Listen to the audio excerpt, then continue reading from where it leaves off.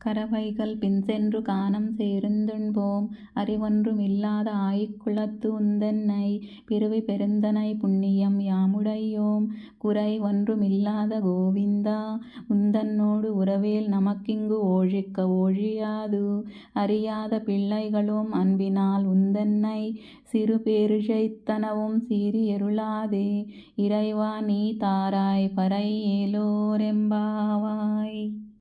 ఈ పాత్రంలో స్వామివారు ఇలా అడుగుతున్నారు, మిమ్మల్ని అనుగ్రహించడానికి మీకు ఏమి యోగ్యత ఉంది అని. అండాళ్ళ తల్లి ఇలా చెప్తున్నారు, స్వామి మేము పాలిచ్చే ఆవులని అడవిలోకి తీసుకొని వెళ్తాం స్వామి, వాటి వెనక నడుచుకుంటూ ఆవులకి మేతనివ్వడానికి అని చెప్తారు. ఎంతో గొప్ప అర్థం వచ్చే విధంగా పాలిచ్చే ఆవులు అంటే జ్ఞానవంతులైన భక్తుల వెనక మేము వెళ్తూ ఉంటాము అని చెప్తూ ఇలా చెప్తున్నారు. స్వామి మాకు కర్మను అనుష్ఠరించే శక్తి లేదు స్వామి, మేము చాలా గొప్ప పుణ్యం చేసుకున్నాము, మీరు బృందావనానికి రావడమే మేము చేసుకున్న గొప్ప పుణ్యం స్వామి అని చెప్తూ అండాళ్ళ తల్లి ఇలా చెప్తున్నారు. స్వామి ప్రేమపూర్వకమైన భక్తి మీ మీద ఉన్నప్పుడు మాకు ప్రసన్నుడవుతారు మీరు అని చెప్తున్నారు గొప్పగా. అండాళ్ళ తల్లి ఇంకా ఇలా చెప్తున్నారు, స్వామి మీ మీద ప్రేమపూర్వకమైన భక్తి ఉంది, కానీ కర్మాన్ని ఎలా అనుసరించాలో తెలియడం లేదు స్వామి.